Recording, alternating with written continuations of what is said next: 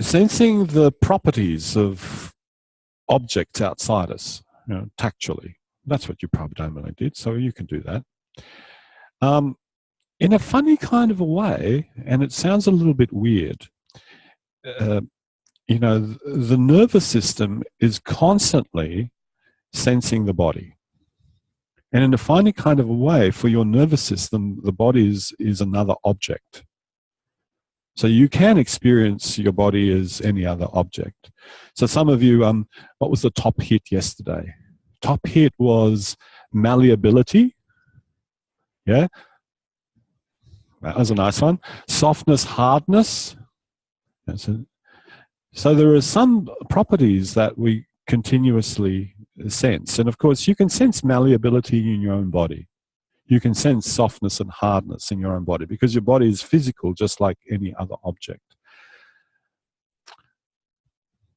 So that's one idea that's circulating around my mind. The other idea is this notion of skeleton as blueprint.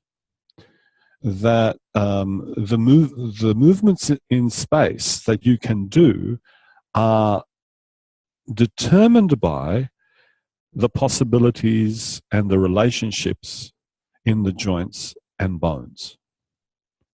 Anything that is not in this blueprint, you cannot do without destroying the structure. So there is one particular quality, and I put it up on the board there. So, if you think the skeleton is a multi-segmented structure, it's got lots of segments. The image that immediately comes to my mind is dominoes. And in some cultures, this is a big thing. They spend days and days and days stacking up dominoes. Is it Japan that they do this? I don't want to be, yeah? And then just for that little flick and and it's like 5 seconds of fun for 2 days, 3 days of work. It's amazing, yeah? But we have that kind of structure that in terms of timing, one part can move slightly before the next, before the next, before the next, before the next.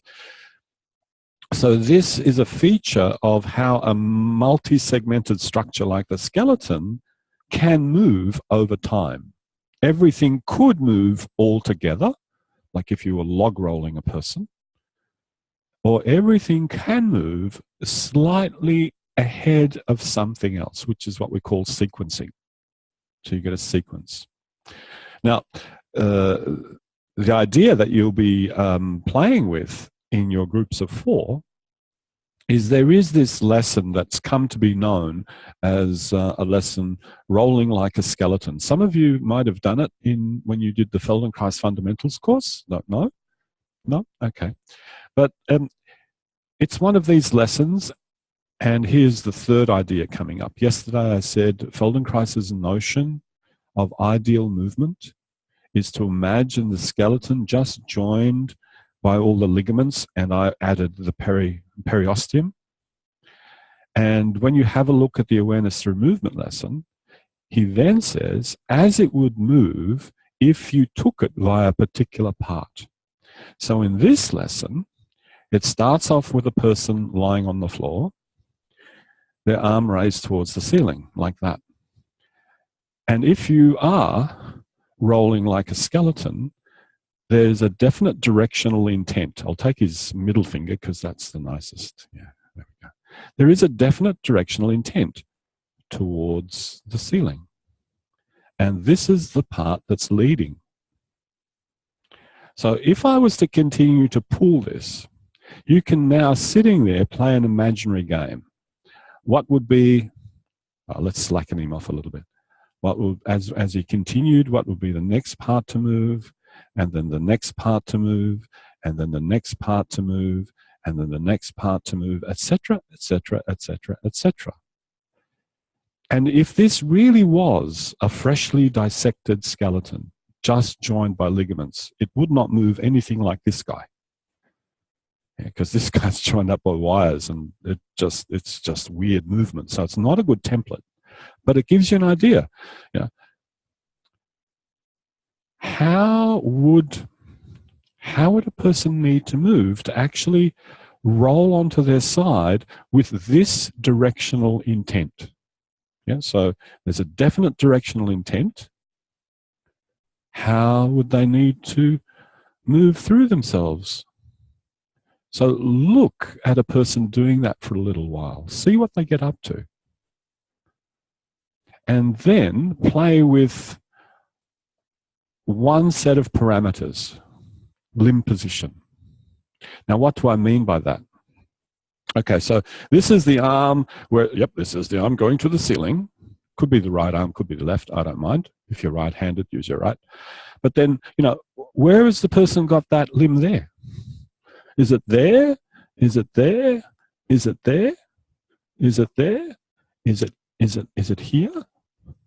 And might that have some influence over the dominoes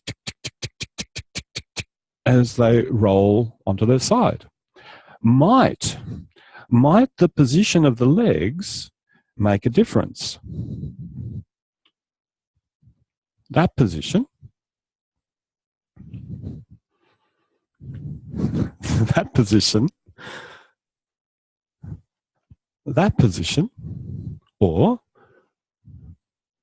that position, or that position. So you can see there's lots of little parameters that you can play with. Might the position of the head, the starting position of the head, have some influence? So as you watch your partner, as the person lying on the floor, do this, first of all, notice how do they arrange themselves? And now you've got a heads up, because now you're going, how am I going to arrange myself when I lie down on the floor? Which is good. That's called planning. Yeah. How do they arrange themselves? And then verbally, calmly, suggest to them different positions and see how that affects the sequencing, whether that more enables them or takes something away. Yep. Does that kind of clear what you're doing? One person lies on the floor, the other three are looking. One person could provide a very clear intentional direction. Yeah, we're going this way. Oh yeah, yeah, we're going this way. We're going this way. I don't want to we're going this way. Ooh, rolling like a skeleton. That's cool. It works. Thank God. But I can feel it disarticulating. Yeah. So that's why I said give them a directional intent, don't dislocate them. Mm-hmm. So that the person really get a sense of where is that direction. It's not over here. It's not over there. It's certainly not, maybe, I don't know. What is that direction that would let you completely roll over onto the side? Onto that side, yes. Just to start. Yeah, just as an indication. Yeah. Just as a slight indication. And then watch them as they do this. And you can observe the sequencing. First of all, in terms of the big lumps. One big lump, next big lump, next big lump, and then two more big lumps. Rather than thinking of all the tiny little ones, you can just think of 4 big sets of lumps. 1, 2, 3, 4. And you can watch that sequencing. And then if you want to get into more detail, you can start to imagine what's happening inside, because you can't actually see that. That's where your map comes into play. So can you see I'm trying to kind of stitch together some of the ideas that we've had this week? Yeah. So 4 people, 1 person lies on the floor. Spend some time observing. Notice what you can see in terms of sequencing. Notice what you can see in terms of how the person navigates their directional intent. And could you please take your legs further apart, have the right foot standing, and then watch them. That's right. Yeah. So does that make sense? Please have fun with this. Explore. Leave the person intact. And we'll do this until lunchtime. So you'll have several chances to observe different people. Okay, off you go.